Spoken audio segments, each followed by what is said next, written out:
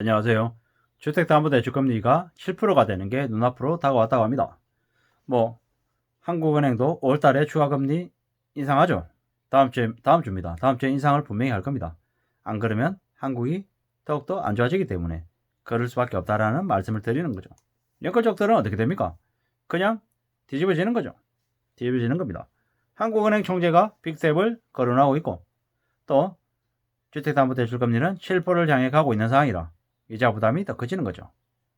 이렇게 금리가 계속 올라가면서 꽤나 어려워지는 거죠. 이자 부담은 점점 더 늘어나고 그 속도대로 더 커지고 있는 거죠. 결국에는 답이 없는 거죠. 금리가 계속 올라가면 사람들의 부담은 더 커질 수밖에 없는 거죠. 꽤나 힘들고 꽤나 어려운데, 그럼에도 불구하고 지금의 정부는 시간이 지나면 또 다시 나아질 수 있다, 괜찮다, 이런 식으로 얘기할 거다라는 거죠. 지금은 전 세계가 돈을 거둬들이고 있는데 한국은 59조를 풀겠다고 하고 있죠. 또한 주택 공급을 새 국토부 장관이 주택 250만 호 공급을 하겠다라고 얘기하고 있습니다. 이게 뭔가요? 도대체 어떻게 되려고 이러는 걸까요? 부동산 시장과 주식시장과 각종 시장의 상황이 좋아질 수 있을까? 라는 생각이 드는 거죠. 꽤나 어려워질 것이다, 꽤나 안 좋아질 것이다 라는 말씀만 계속 드릴 수 있는 것 같습니다. 우리네 삶이 절대로 좋을 수 없다 라고 봐야 되는 거죠. 적자 가구 4,600만원 벌어서 4,500만원 갚는다고 하는 게 지금의 상황인데, 조금만 더 지나면 어떻게 됩니까?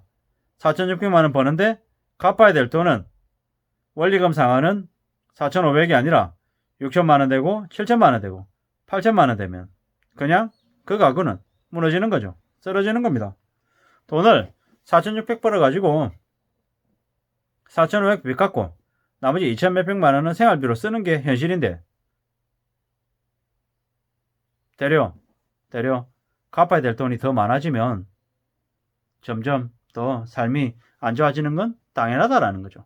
그저 괜찮을 수 없다라는 거죠.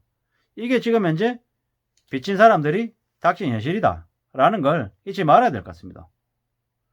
아니, 월 한 300만원, 월 한 400만원, 월 한 350만원 정도를 갚으며 산다. 이게 과연 가능할까요? 저는 그래도 직장생활을 20년 넘게 했잖아요. 20년 넘게 한 제가 만약에 매월 원리금으로 한 350만원씩을 만약에 갚는다라고 하면 어떨까요? 미칠 것 같죠. 생활 못합니다. 진짜 생활 못합니다. 근데 그렇게 사는 사람들이 350만 가구라고 하니까 그냥 끔찍한 거죠. 믿기 어렵고 충격적인 거죠. 놀라운 일인 거죠. 아니, 어떻게 저렇게 빚을 많이 낼 수가 있냐. 저렇게 빚을 많이 내는 동안 과연 정부는 뭘 한 건가, 금융권은 뭘 한 건가 라는 생각이 드는 거죠. 4,600만원 벌어서 4,500만원 갚는다라는 가구는, 적자 가구는 사실상 무너져도 몰락해도 하나도 이상하지 않은 가구라는 거죠. 전국에 2천만 가구 중에 350만 가구다. 근데 그 350만 가구가 350만 가구로 끝나냐? 아니죠. 시간이 지나면 지날수록 저게 400만 되고 500만 되고 600만이 될지 누가 아냐라는 거죠. 500만 된다고 쳐보자고요. 20만 가구 중에 500만 가구면 4명 중에 1명이죠. 4명 중에 1명이 적자 가구. 돈 벌어서 빚 못 갚고 산다라는 거죠. 그러면 그들의 삶이 어떨까요? 최악이 되겠죠. 미친 듯이 일만 하겠죠. 인간살을 먹으면서 일만 해야 되는 사람이 되는 거죠. 그렇게 하고 싶어서? 아니죠. 어쩔 수 없이 돈을 모으기 위해서 그렇게 사는 게 아니라 돈을 갚기 위해서 그렇게 사는 거죠. 아침에 9시부터 6시까지 본업하고 6시에 퇴근하고, 퇴근하는 길에 앱 켜가지고 배달일 한두 건 하고 또 두 번째 직장에 가서 또 일하는 거죠. 9시부터 6시까지 일하고 또 저녁에 호프집이든 식당이든 어디 같은 가서 또 늦은 시간까지, 새벽까지 또 일하고 그러면서 살겠죠. 그러면서 자기가 다니던 원래 직장에서 월급 받고 아르바이트해서 150만원, 200만원 벌고, 그렇게 해서 생활이 좀 나아지는 게 아니고 그렇게 해서 번 돈 어디다 갖다 주냐고요? 은행에 갖다 주는 거죠. 원리금 갚는데 이자 갚는데 쓴다라는 거죠. 그렇게 살면 그렇게 살고 5년 10년 바짝 해가지고 갚을 수 있으면 참 다행인데 5년 10년이 아니라 그렇게 20년 30년 살아야 될지도 모른다는 거죠. 그게 삶이냐고요. 삶이 아니죠. 노예죠. 노예 신분으로 그냥 몰락하는 거죠. 근데 그렇게 사는 사람들이 대거 늘어난다고 하니까 이게 충격인 거죠. 그저 괜찮을 것 같다? 괜찮다? 별일 없다?가 아니라 정말 죽을 때까지 그렇게 살아야 된다라는 어떻게 살까요? 생각만 해도 끔찍하고 충격적이죠. 근데 그런 일들이 이미 벌어지고 있고 이미 많은 사람들이 그렇게 걸려들었다라는 거죠. 앞으로 더 괜찮을 수 없다. 더 힘들어진다. 더 빡빡해진다. 더 막막하다라고 생각해야 될 것 같은 거죠. 무서운 일이죠. 이미 5월 17일부터 이제 코스피 코픽스가 한 달 사이에 0.12포인트가 올라서 0.12%가 올랐죠. 주담대 변동금리가 오른다고 합니다. 주담대 변동금리가. 그래서 3.4에서 4.92였던 주택담보대출 그 변동금리가 3.54에서 5.04로 높아지죠. 고정금리가 아닌 변동금리요. 변동금리가 이제 그렇게 이제 5%대로 올라가는 거죠. 이게 앞으로 벌어질 일이다. 현실이다라는 거죠. 참 어떨 것 같습니까? 앞으로 점점 더 심해지는 거죠. 점점 더 안 좋아지는 거죠. 금리가 오르는데도 은행권에서는 대출은 대려 늘어나고 있답니다. 뭘까요 이거? 아니 작년 말부터 꾸준히 줄었던 은행권의 가계대출이 5개월 만에 증가세로 돌아섰다는 건 대통령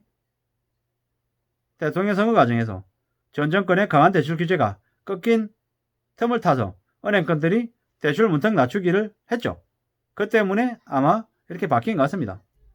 근데 빚은 절대로 희망이 될 수 없죠. 빚을 많이 쓰면 많이 쓸수록 거론한 부담이 클 수밖에 없다라는 거죠.